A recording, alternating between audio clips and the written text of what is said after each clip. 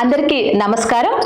FLN learning kits లో భాగంగా English అక్షరాలకి సంబంధించిన ఫ్లాష్ కార్డ్స్ ని ఇవ్వడం జరిగింది.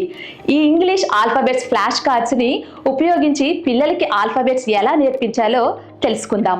ఈ ఇంగ్లీష్ ఆల్ఫాబెట్స్ ఫ్లాష్ కార్డ్స్ ని గమనించినట్లయితే ఇక్కడ క్యాపిటల్ బి అలాగే స్మాల్ బి ఇవ్వడం జరుగుతుంది. ఈ లెటర్ కి సంబంధించినటువంటి పదాలు అలాగే ఆ పదాలకి సంబంధించిన చిత్రాలను కూడా ఇవ్వడం జరుగుతుంది.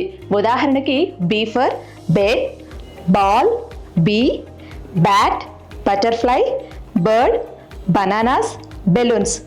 ఈ విధంగా లెటర్స్, పదాలను చిత్రాల ద్వారా పిల్లలు ఈజీగా ఆల్ఫాబెట్స్ని నేర్చుకుంటారు.